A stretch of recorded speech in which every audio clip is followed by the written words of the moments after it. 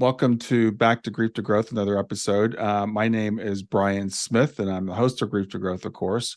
And we talk about the deep mysteries of life, death, and the connections that transcend the physical realm.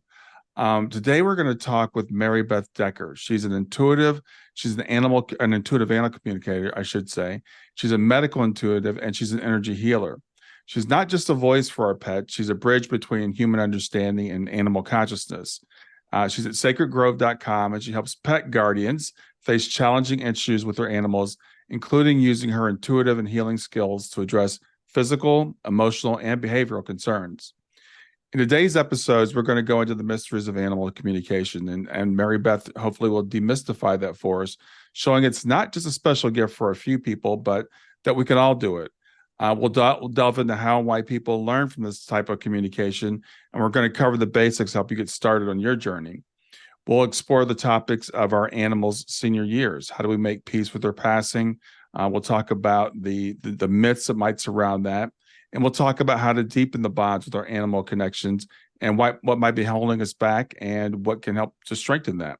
So whether you're a pet parent or an animal lover, or just intrigued by the deeper connections in life, I hope this episode provides with you a heartwarming and enlightening journey. So stay tuned as we explore these themes with Maribeth Decker. So with that, I want to welcome Marybeth to Grief to Growth.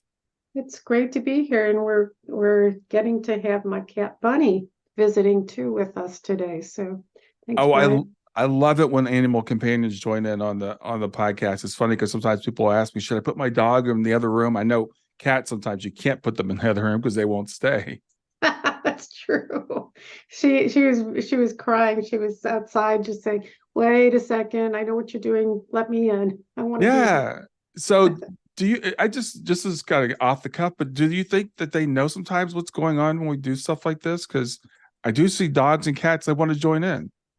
I think they do. I've noticed that even in my sessions, especially when it's about them, when we're talking about them, that many of them will come on over to say, "Oh, let me be part of this." Um, and I gotta say, there's probably, and you probably have it, there's a certain energy that they're attracted to. And Brian, that might be why people's dogs and cats and birds, whatever, want to come in, because there's something that you're creating that is like, yeah, I'd like to get a little more of this, a little closer to this. So I think it's almost an accolade to you to say when they want to come in and hang out with you during these. Interesting. That's Yeah, interesting. yeah. Thanks. So how did you discover your ability to communicate with animals? How did this come about? Well, my dogs literally started communicating with me after I had two full careers, and I got this urge to go in a completely different direction into massage. And then from there, I learned energy healing. And during my energy healing training, my dogs showed up and started communicating with me. And what was most interesting is the two that showed up first had passed on. They were in the spirit realm. Hmm. And my first dog that came in was Timmy, and he's a great dog. He was a street dog from Hawaii, and we picked him up when we were stationed there. And he traveled just like a Navy dependent should. He'd been all over the place. Hmm. And but he passed away here in Virginia, and he was sitting in the dining room. And now he's passed away, right? But it looked like my dog, Timmy, full guy, can't see through him. He's sitting there, I would say one ear up and one ear down, big grin. And he's looking at me, and I'm catching him out of the corner of my eye as I'm doing dinner. And I turn and I go, Timmy. And he leaves. He's gone. But it was real. I got to tell you, it was real. And clearly, the communication was not like, let me tell you my life story, but it was, Mom, I'm still around. I survived death. I'm happy, and I just wanted you to know. Hmm. I love you. I love you still. Uh, and so that he was the start of my saying, what the heck? And I had some others. Let's see. It was really fun. My dog, Eddie, who had also passed, she accompanied me.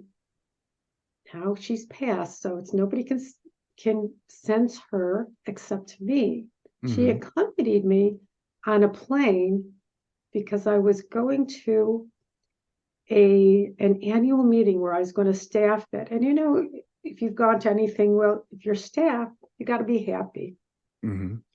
You got to be smiling. And I'm in total grief because we just let her go.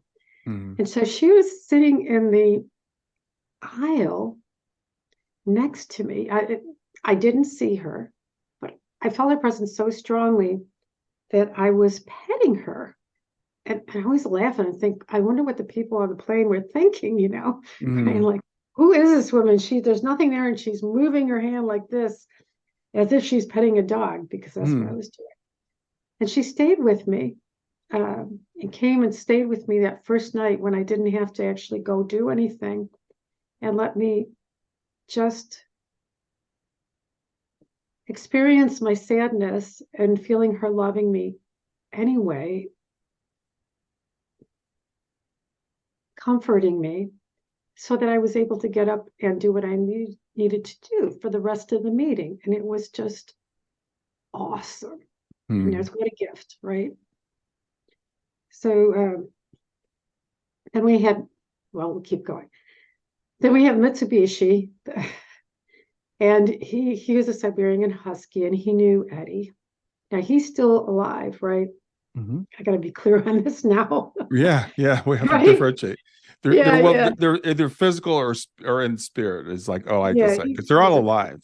They're all alive. There you go. Thank you. He's physical. His big old furry self is sitting with me on the couch. And I'm doing some energy healing for him. Now, I have not declared I'm an animal communicator because his back end is getting stiff and things like that. And he looks at me, and in my mind, I hear, don't try that. Don't do that shit on me. And he says, it killed Eddie. And I'm Hmm. like, what?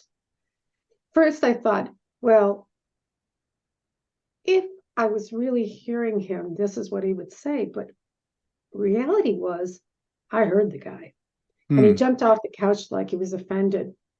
Um, and after I got over damn, my dog just swore at me. I I thought about it and thought, well, I was doing energy healing for Eddie. She still passed away. Did it make a difference? And I thought, yeah, it did. She was in a good place. She showed it to me when she got on the plane with me, or she was really there, fully present. And so when I got better at communicating, I went back and said, no, no, Mitsubishi. I know I couldn't keep her in her physical body, Hmm.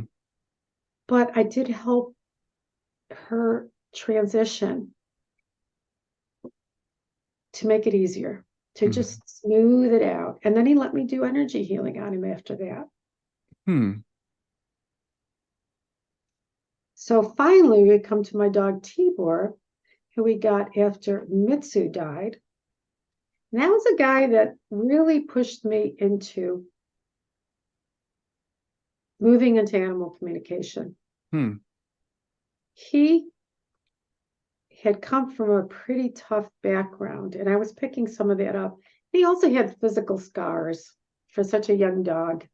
You knew that it was clear, and his behaviors made it very clear that there were some issues in his life. But when I sat on the couch with him, 2 times I saw the same vision of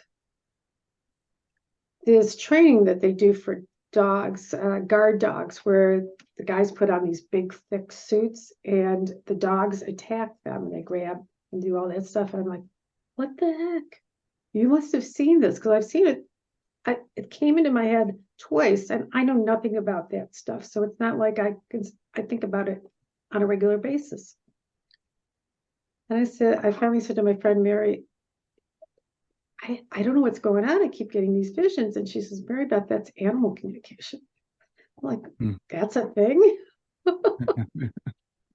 So after that, I used both my energy healing and animal communication with him. It helped a big deal.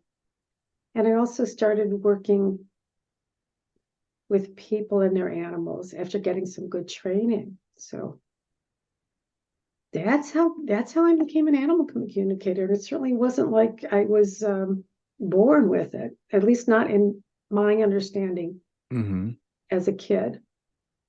So where do you go for training to be an animal communicator? Well, there's a lot of good people out there that train, and I've created UConnect, my own training for people. It's specifically designed to start connecting with your own animals in case whether you want to be a professional communicator or not. But I'm one of many, and there are some great folks out there that do this, and it's lovely when you start making those connections and you can hear and you can also send information, and it adds such beautiful quality to our relationship with our animals. So what's animal communication like for you? Do you hear words in English? Do you get images? You've kind of touched on it a little bit, but just give me some more detail as how that works for you. Okay. I have my own definition of, I think we'd say telepathy, the intuitive connection, because I think for me, the way it is information, energy, vibrations are coming into the mind and the brain. I mean, it already does that. We get stuff coming into our ears, but it actually goes into the brain, and the brain's the stuff that says, Marybeth's talking. Same thing with eyesight. It goes to the brain. I think that information comes in that way. So having said that, I get knowings, like I just know. I've heard things in English. I have visualized things, and it's not like I'm watching a movie, but in my mind's eye, I'm kind of going like this into my head, but sometimes for people, it's a little in front of them. A picture shows up. Also feel things in my body. That's where the many different things like medical intuition come in. But I can also feel like if somebody's anxious, I can ask them how it feels, and I can feel what it's like in the body. So smell doesn't come in too often, but the other ones come in pretty regularly, all these different ways, Brian.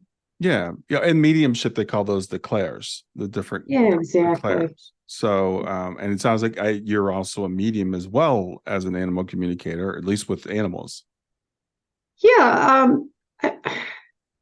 Yeah, it's something that's how do I say it? I know some mediums who are very, very good. I'm not sure I'm at that level, but I certainly can communicate with those who've passed, because the truth is their energy is still there to be communicated with. Whether you're in a physical body or not, there's somebody out there to communicate with. You just have to learn how to connect and feel that connection with them. Yeah, and I was going to ask you about how we can learn to connect with our own animals. But the thing is, I think anybody that's ever had an animal, and I'm a dog person. We were talking before we started recording. I've had dogs for the last 30 some years, and they communicate with us in a different language, in a different way, and they pick up on a lot more than we realize. Oh, that's so true. I've felt for forever that our animals are already intuitive. They're already picking all that stuff up, and they're wondering why the heck we aren't able to, get what they're sending in. And why isn't it a two-way street? Um, so this little girl one time, I could not go to sleep. Anybody said you probably had it. You go to bed and your mind will just not shut up. It just keeps roving and roving and roving. She came over and she slept on my tummy. And all of a sudden, I realized the next day I had just gone to sleep. She just like, you got a problem there, Mom. I can say that, Marybeth.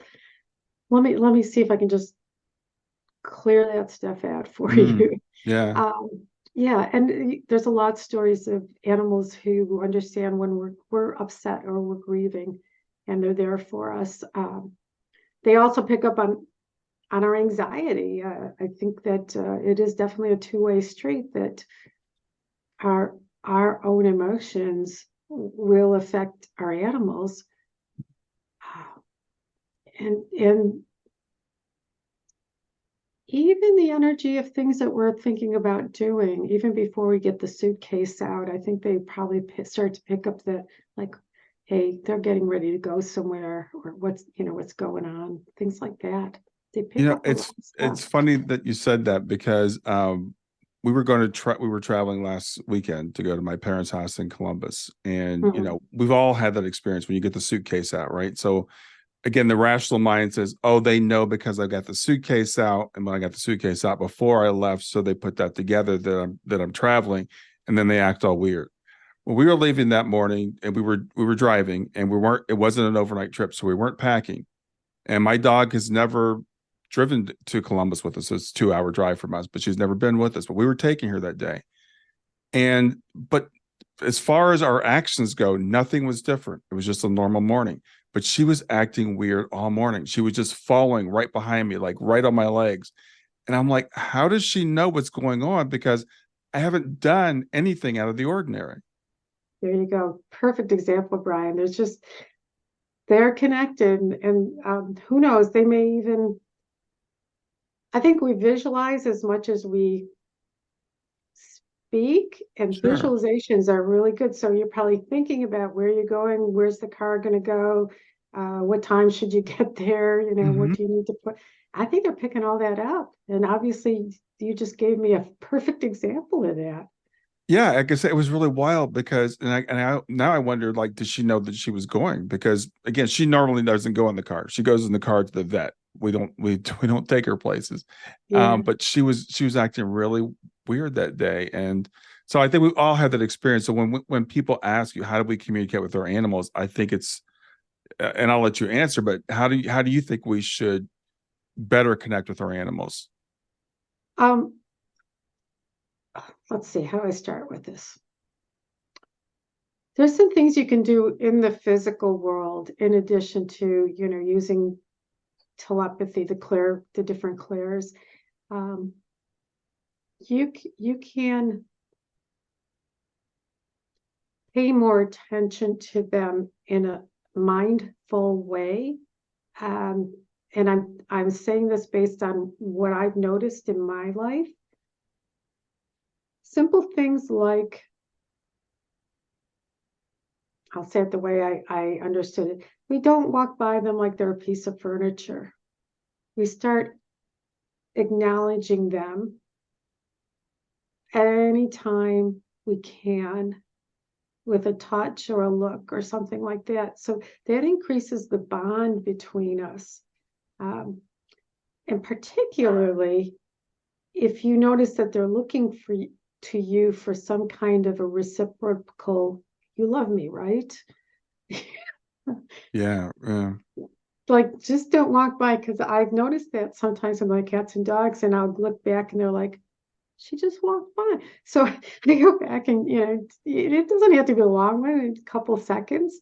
Um, because we get so absorbed in our human life and our to-dos, and what the next thing we have to do is, we forget that there are beings I don't know that we forget, but we put them at a lower level of importance because we got to get stuff done. Hmm. So I like to move them back up there, and just it's such a simple thing to do, especially again when they're as I said, when they're really looking for you to give them something. When maybe your dog or cat comes up and jumps and just looks at you. Um, or my cats will do that. And my dogs will do that also. My new Mally will come up and go like this. My little dog, she'll say, excuse me, could I have some time from you? And the answer is generally, yeah, okay. Hmm. Um, so that's the physical stuff. Um,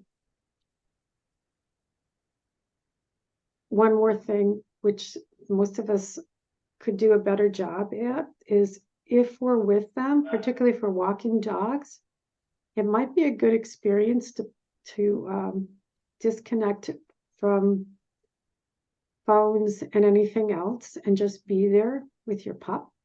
Hmm. Uh, enjoying, it's good for us, but it's also good for the dogs. It's like it's our time.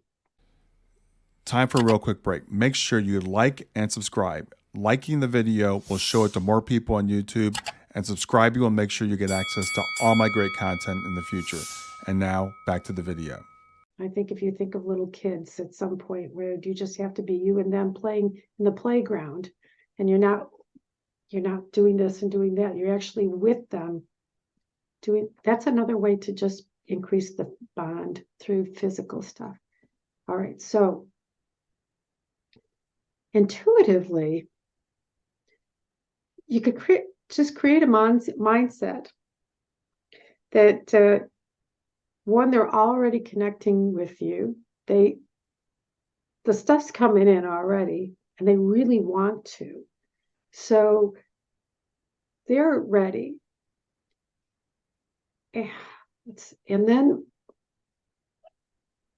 do a little bit of practice of just being quiet and asking a question. And when I say getting quiet is imagine you're just moving your thoughts and emotions out of the way. So I use sometimes I would actually take my mind and say, okay, here's a game. Go play solitaire over in the corner because I'm talking to my animals right now. I need to be with them. Hmm. And then ask them to tell you or show you something. And sit quietly and see if anything comes through. Something probably will. And it'll be fleeting, but take it, because the first piece you get comes in, slides in like your imagination before Hmm. your thoughts start to beat it down and say, already knew that, or that's not possible. And then thank them if you get anything and say, I'll take more. That's a beginning to start. I'll stop for a second because I want to talk about sending information too. But if you had any thoughts on that or more I think information. that's great advice, and it's interesting. When we started the conversation, you talked about your first communication being like a mediumistic communication with an animal that was in spirit. And as I hear you talking, I've worked with a lot of mediums, and it sounds like what mediums do. It's like getting my mind out of the way, getting open that communication is being able to feel that energy, and and knowing that energy is already coming. It's like we need to encourage them, because your dog's always looking at you, trying to get you to understand what they're thinking. It is. I really do. I have this picture of them saying, "My beloved human, what is wrong with you? I can't think this any louder, please. Yeah, Why aren't you getting this?" Yeah. yeah. And so you start opening it. Sometimes I think about it as if you're sitting in a theater waiting for the movie or the play to begin, and you're all quiet because you're there, open, ready. Mhm. That's one of my ways of thinking about it. But people probably can come up with their own ways of how to just be quiet for a second and let it in. Yeah. So that's receiving. What about sending information to So our animals? um, sending for me is three three pieces. Again, the preface is, the mindset is, you got to trust that you're going to send and they're going to receive it. Like, just imagine or pretend or just say, I'm going to just try this. Who knows? Maybe it'll work. If I never do it, I'll never know. So just have an open mind about it. Then I like to do pictures, thoughts, and emotions. Pictures are really useful for our animals. Hmm. I think they think in visuals a lot. So when you want to share something, if you can think of a visual that will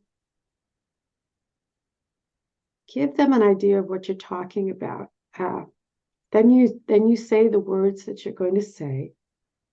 And then if there's an emotion that you can generate, I believe that amps it up. Hmm. So for example, um, when I work with I do something called postcards from your pets, where I let dogs, and mostly dogs and cats, know that when their people are coming back, and tell them they're definitely coming back. They love them. I just keep the love connection going. One of the things I do is show them how many sunrises until their people come back. Oh, wow. So we actually start a countdown after a while, like, so you picture I'm closing my eyes and I'm seeing whoever I'm connecting with in my mind's eye. So yeah.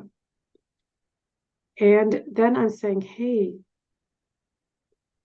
case my dogs and cats are listening, this is just a test. I'm just practicing, guys.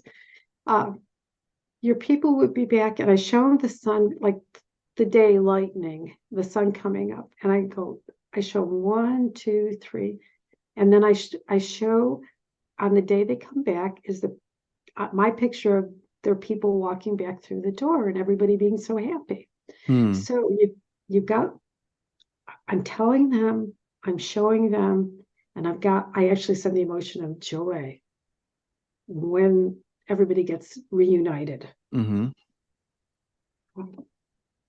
I have more examples, but I'm just stopping to see if anything comes up question-wise from you. Yeah, I just want to reiterate. I love that example because we rarely leave our dog. When my wife and I both work from home, and when we take her to the kennel to stay, I always am concerned. Like, and I'll tell her in words, we're going to be back in 3 days or whatever. But I like that, being able to amplify that with the sunrise, because I've even thought about, like, tell her it's going to be certain number of meals, or so the sunrise is a great way to do it. So yeah, thank you for that. I think that's really going to be helpful for people that we hate leaving our pets and they don't know.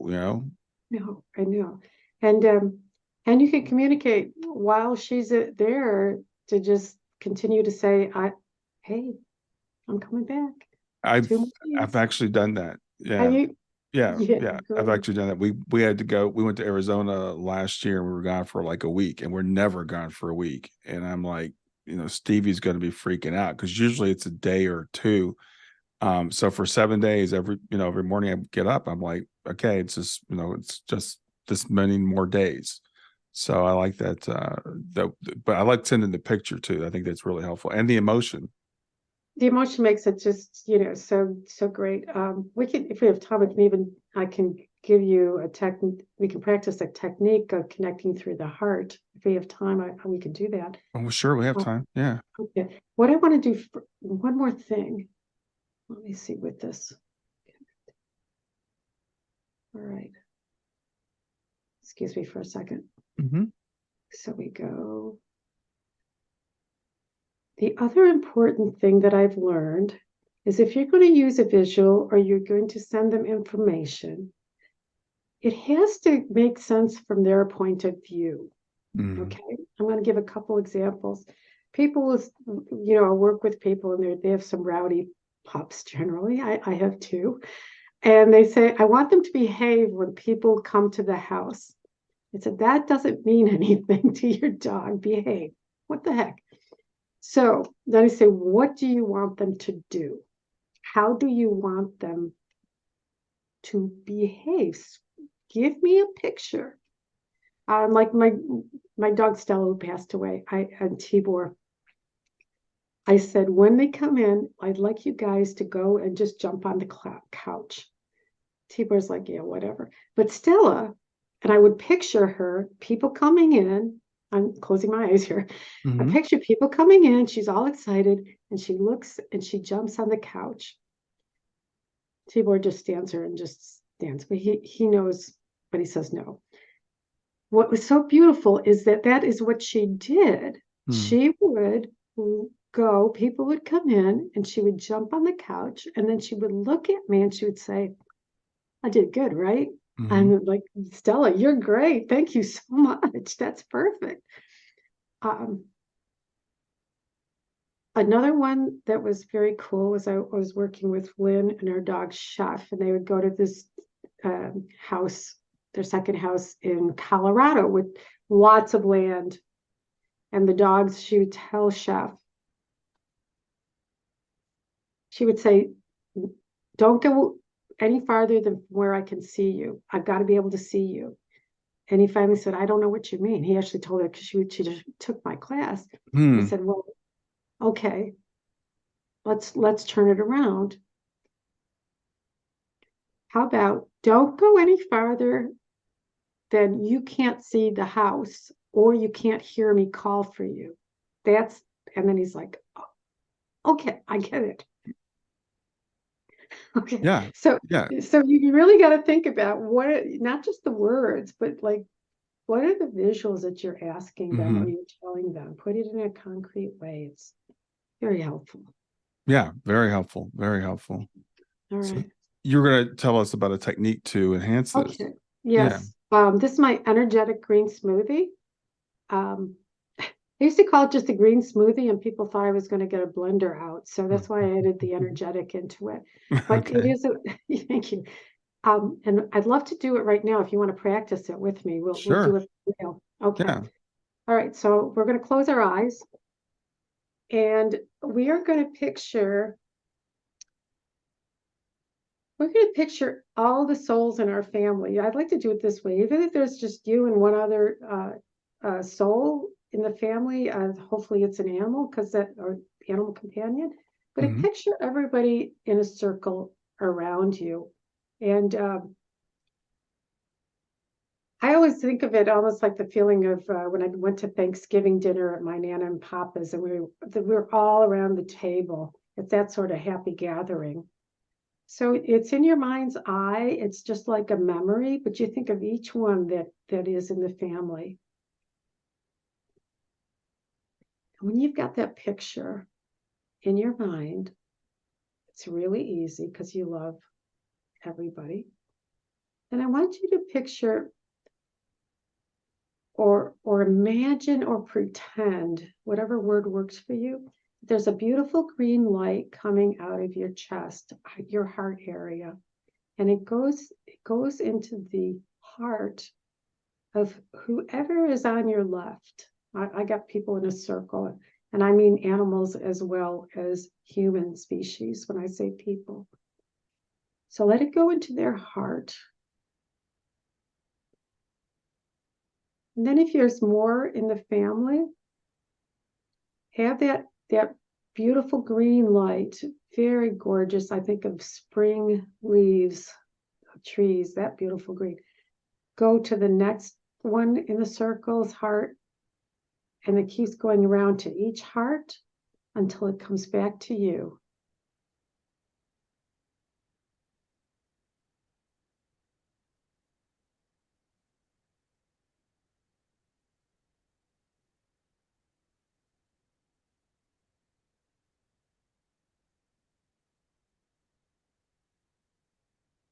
What's really funny is sometimes people and animals in spirit will pop in to be part of the circle.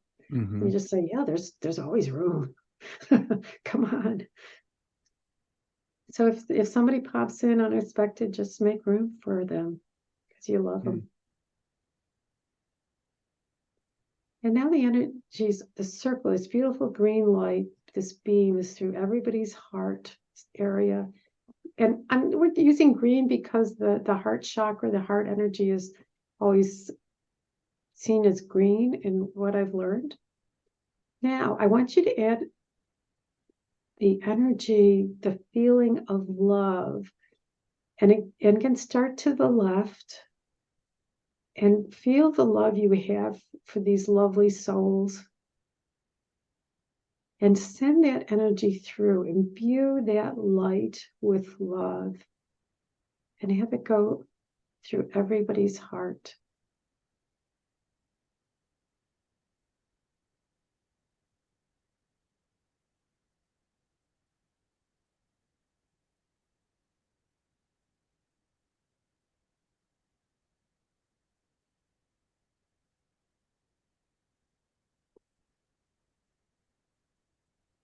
And when it comes back to you, keep it going. It's like a really slow river. It's a very gentle movement of love and light.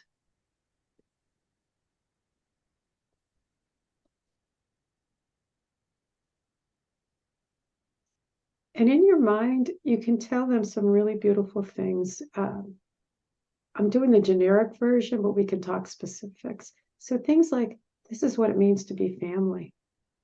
We're all connected at the heart level. We love each other. We take care of each other. I'm always there for you. And then in your mind, just whatever it is that's coming through that you need to say right now or you want to say, think it to them and know that they're hearing and feeling it too.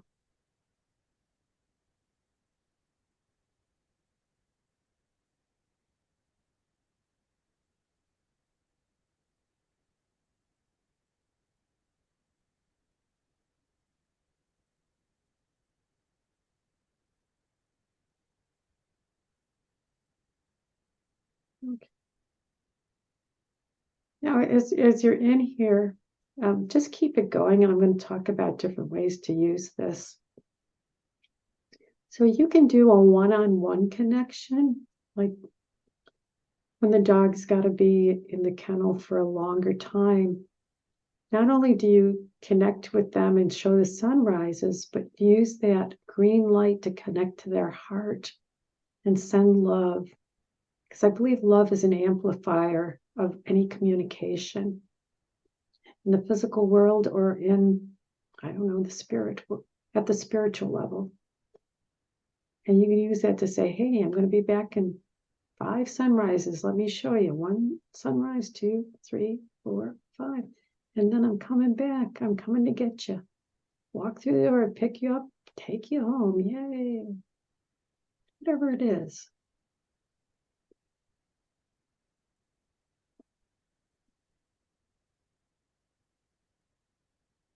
My 2 dogs, it's been a lot of reminding them that they're going to be with us forever. Every day they wake up, they're going to be with us because they've had my 2 recent guys who are here in the physical. They are they had a rough time, a rough start. Mm-hmm. So they need to know every day they wake up, they're going to be with this. I'll be quiet, let you say your own things to whoever you need to.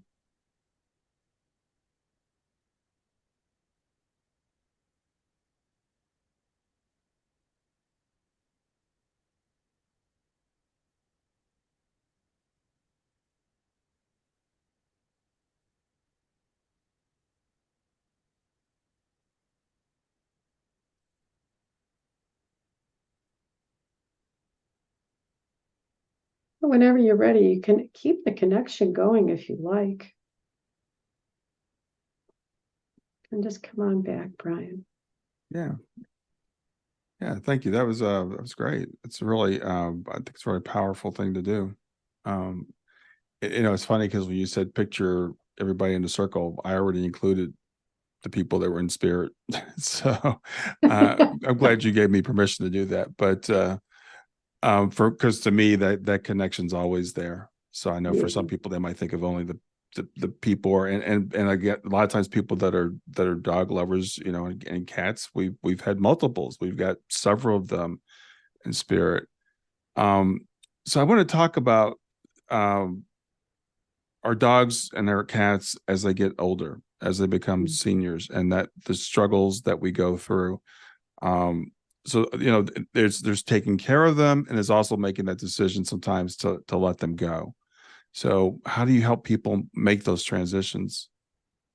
Oh, in the taking care of them part, one of my most important realizations that I want to pass on to others is that when we start to see them decline,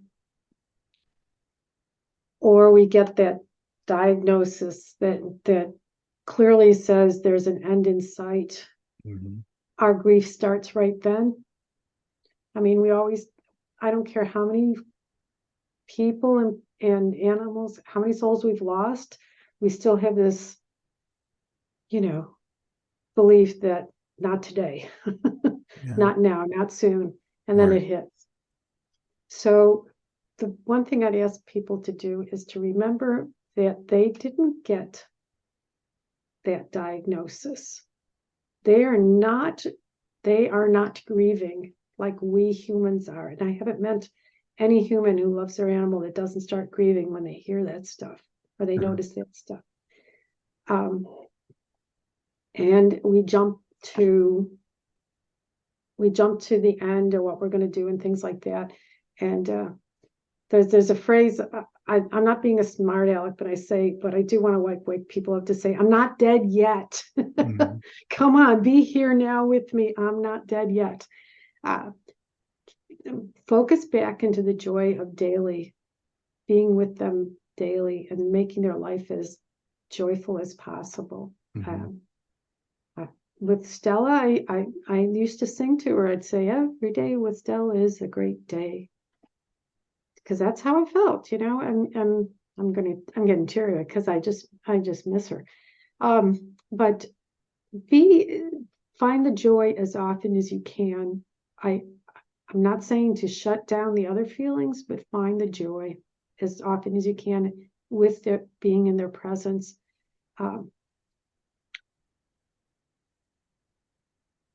Also sometimes look to alternative therapies or just basic things.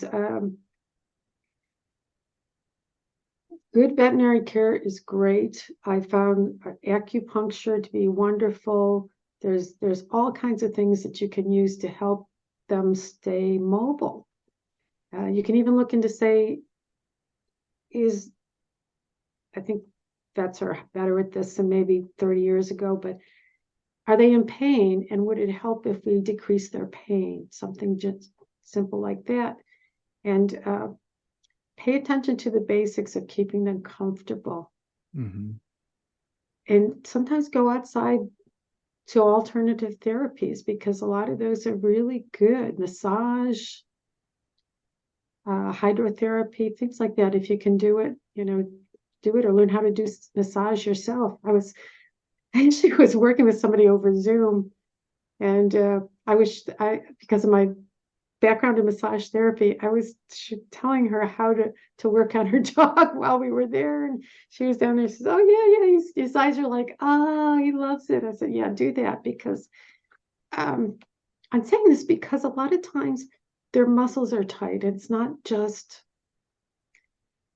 arthritis; it's that there's tight muscles, and that makes everything worse. And so if you can start making sure the muscles are moving around and all that, you're going to have a happier animal as long as they're here. So that's the physical stuff that you can do.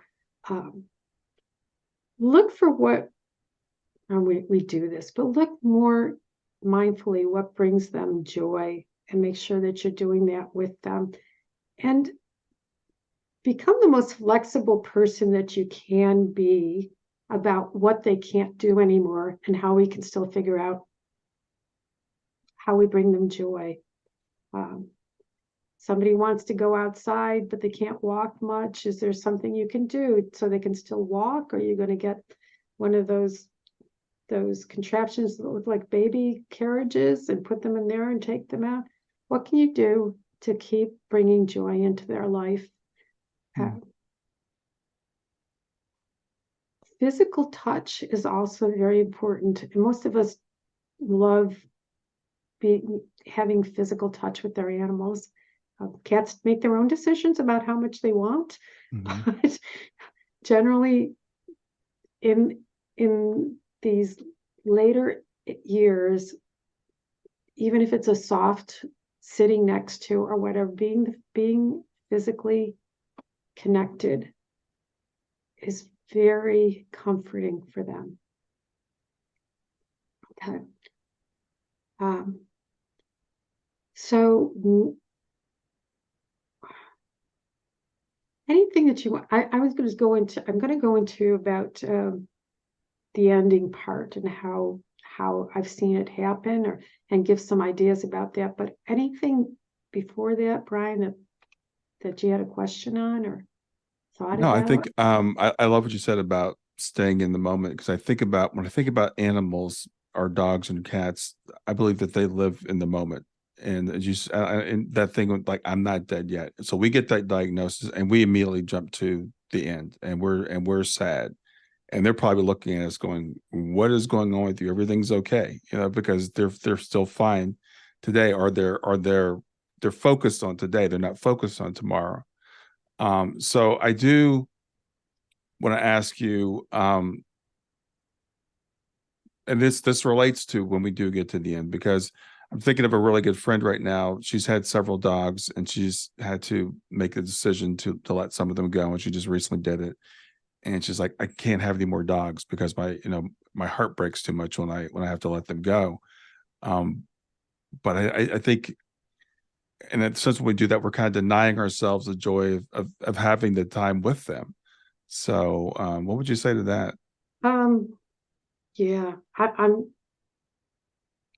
I'm saying that she has to honor the fact that she's not ready, and the immense pain. I personally have been through that. I lost 3 out of 5 of my dogs and cats a year ago, right about this time. But I want to say that my dog Mitsubishi, when he passed, and he was like my heart dog. He was the guy that was there for me when my first husband died. So when he passed, I was like, why did you have to go? I still needed you. And he said, somebody else needs you. I need to move out of the way so somebody else can come into your life. And Oh, wow. that's when I got Tibor, who probably came as a bait dog from a dog fighting group. Wow. Yeah. So I would ask people to open your heart and find whatever it is whether there's compassion or remembering the joy of their lives and how much they bring into your life, and do it again. Yeah. I love that. Yeah. I had to go so that you could make room for someone else. Yeah, because we're it's not like we can have 10 dogs in our family. I live in a little townhouse in the suburbs. Yeah, I'm the same way. Every dog I see, I want. And a friend of mine just recently had a dog. She's in Wisconsin. I'm in Ohio. And she's like, I have this dog. I can't keep him because my son has allergies. And I'm like, yeah, I can't. We can only have so many at one time. So that's a great way of looking at it. Sometimes one has to go to make room for another, and that answers a question I think kind of I was going to ask you about. Do animals have soul plans the way that I believe humans do? So what are your thoughts on that? I do. I'm glad you asked that question. I believe that I've gone as far as to say, yes, they do. And I believe they're part of our soul families. And I believe love is eternal. And once we have that connection, we are bonded. Now, I don't know how it all fits together. I have my own opinion about that, but boy, they're part of our soul families. And I believe that they have things that they want to accomplish in this life, and things that they want to give, as well as the human species does, and that they choose us and we choose them. Yeah, I 100% agree with that. Oh, So good. so when it comes to that that decision of having to make a decision to let our animal go. And I say it's a privilege that we can do that, because we can't, I don't know what people's thoughts are, but with humans, we don't get to make that choice. With animals, we do. But then there's an inevitable guilt. Did I do it too soon? Did I wait too late? And people will usually fall one side or the other, but they're going to beat themselves up either way. So what do the animals have to tell us about that? This is the best thing that I've learned, and I hope everybody who's listening take this to heart. Um, in the animals that I've connected with in the afterlife, they don't hold grudges. So they're not saying, you did this. What they have communicated through various ways is that what they bring with them is our love. That's what carries over into the afterlife. And the other thing that I want to say is when they come into our lives, I believe that they give us their medical power of attorney. They say, I get it. You're going to take care of me. And it is at a soul level. It's not like the dog says, let me sign this thing. I know Yeah. it's not Mm. there, but there's a soul level where they agree that we will be their guardians. And so letting them go is not required to be perfect. It is not a requirement that we have to be perfect people in this area. And I don't even think that is possible. But if we do it with love and compassion, that's what they bring. That's what they bring into their afterlife. And the other stuff starts to just fade away. The difficulties and whatever they had going on in the physical world, it generally gets cleared out. Mm-hmm. So that I really want to say that I would think it's so important for people to hear. And then I also want to point out that what I've realized is this stuff of too late, held them too long, did it too soon. It's a barrier to feeling the full grief of their loss. It's a human way of coping. And I get it, because once you pull that away, it's like, yep, they're gone. Yeah. That's it. Physically, I'm not going to be touching them or looking into their eyes. And that part of our connection is finished. And that's a hard place to get to. Yeah, that was very well said. As someone who works with people in grief, and we usually talking about people, but we also grieve our animals. That guilt is a very common thing, and it is a barrier to healing. And frankly, until you just said that, I really never thought of it that way. It's kind of a way of distracting ourselves. It The is. way of not, instead of dealing with the grief, I'm going to deal with the guilt, and so you beat yourself up over it, to avoid dealing with the fact that that they are physically gone from us. They are physically gone from us. Yeah. And it took me a while to figure that one out, because it was so, I mean, just all of us have it. And I Mm-hmm. said, oh, yeah, that's part of it. It's just, we're not quite ready to move into this new reality that we have. Yeah, and I've had to make that decision twice, and my dog, the last one I had to make the decision for was about 4 years ago, I think it was. And she hadn't been able to walk for a couple of days. She was having seizures. She'd spent a whole day like in her room. We have a mud room where she would stay. And I'm like, she's not having any quality of life. She's not be able to get out. I already taken her to the vet, and they said it's going to be a while, but it's not today. One of those types of things. So we take her to the vet, and they throw a treat on the floor. I'm like, she's not going to eat it because she hasn't eaten anything like in 2 or 3 days. And she jumped up and ate the treat right as we're about to put her down. And I'm like, oh no, but so that, I started thinking, well, maybe she could have had a little bit more time. Those thoughts go through your head. Oh, and it's so funny that you say that, because I think Oh, this is just my theory.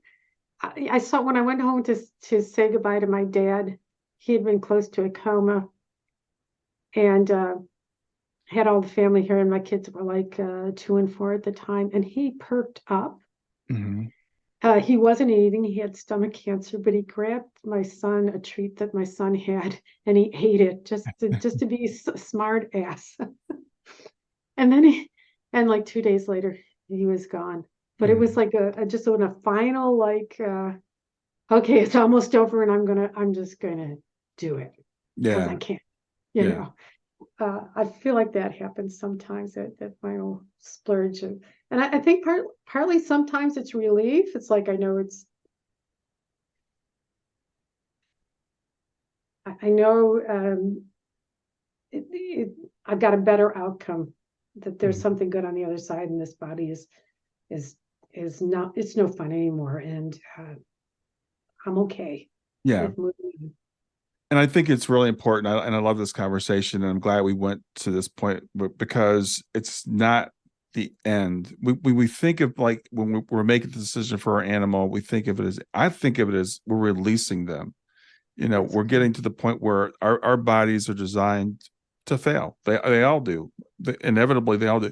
And when we do get cats and dogs, we know that theirs typically fails sooner than ours do. So it's time to free them from that that body that no longer functions the way that they needed to have the joy that they could have. I think that's so true. And I they also get to that point too. I was talking to a cat. We do check-ins every month, who's got neurological problems, and the the way that it came through for this cat was that, if you have the analogy of the body is a car, she tried to shift, wouldn't go, turn the steering wheel to the right, and the car would go to the left. Mm. She's like, I'm and then couldn't even get out, like started to feel trapped Mm. in her own body. Mm. And then we kind of know that the fun stuff is, there's not much left Yeah. anymore. Yeah. There's a question I wanted to ask you, and it's maybe outside your area of expertise, but I had someone asked me just the other day. People that are very sensitive will say that why do animals come to Earth to suffer? Well, especially like food animals, for example. Yeah. Have you ever gotten any insight into that, like being a cow or being a chicken?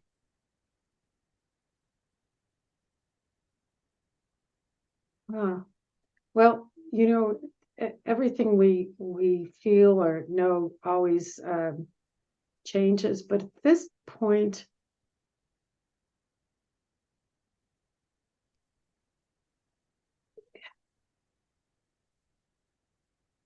I'm not.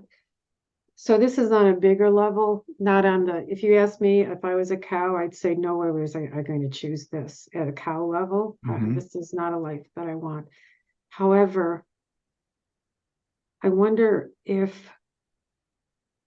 there's some goodness, a big enough goodness in their souls that says,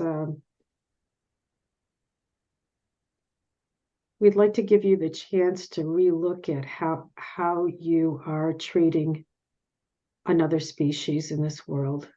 Mm. Uh, we're willing to. I don't know. That's what's coming through is humans. Uh, we'd like you to learn to have compassion for all of us, and I wonder if that's possible. That's just a wondering. Is it Yeah. at a very high level? They're like, wake up. Yeah. Well, I kind of threw that at you out of the blue, so I appreciate you playing along and answering that. Thanks. Yeah, I don't know. I don't know. We'll see how that plays out for me, but that's what I was wonder if that's possible for them to choose to. So the last question I want to ask you is about reincarnation, Yeah. and there's some debate about whether people animals have been people or could be people or people could come back as animals? Have you had any insight into that? Um, I have felt that uh, there might be some ability to choose to not be a human and to come back as an animal. I don't believe that it's punishment like some of the stuff I've read about. Right. I think it's a choice. Um, I met a horse that really loved this woman, and was as a guy, and um, he was he felt very human to me in his relationship because he said if he explained that if he was a man, he would fight her husband for her. And I thought that's a very human thought. And Yeah. I'm open to anthropomorphism, but that is what came through for me. Um, and I also found a really interesting story about uh, uh, a kid who had a memory of being a snake in a village and had many of the knew the story of the man in the village who had killed the snake, and it just felt true to me. It's a very fascinating story. So I'm kind of open to it. I mean, like, Mhm. I don't know that the rules are as stringent as some people have said. I think there's Yeah, choices. we always want to apply rules to everything. And We I've do heard know. some people want to say, well, animals, well, it's interesting. Some people say animals don't have souls, which to me is just, that's not even debatable. They Right. clearly do. And then some people say, well, their souls are different, and so humans could never be an animal, but why not? Why couldn't I want to experience what it's like to be a dog or a cat? It's just, as you said, different vehicle to drive for my soul. Yeah. And I met people who say that they're sure that their cat is their grandfather or their grandmother. And I'm like, I don't know that you're wrong. I don't know. You knew Yeah, I think it's certainly possible. Well, them. Mary Beth, we're coming to the end of our time. I really appreciate you doing this with me today. Let people know like what services you offer, because I know you do work with people one-on-one, people and animals, and how people can find you. Okay, thank you, Brian. This has been great. Um, so you can find me, the best way to find me is go to my website, sacredgrove.com, SACREDGROVE.com. Hmm. I work with people and their pets, people and their animals, to uh, to help with behavior. That's funny. Behavioral, emotional, physical stuff, end of life. I do most of it over Zoom, some phone calls. And I do it if you can speak English and you can do it in some time zone that agrees with you, we can work together. Uh, and we can do both animal communication, getting a little bit into the bodies of what's going on there, Hmm. and energy healing. So and sometimes it's for the person as well as the animal. I also teach You Connect, and that's twice a year. And I've created something called Family Animal Communicators Community for folks who want to try learning it themselves with my pre-recorded sessions and doing some practice. So Awesome. that's it.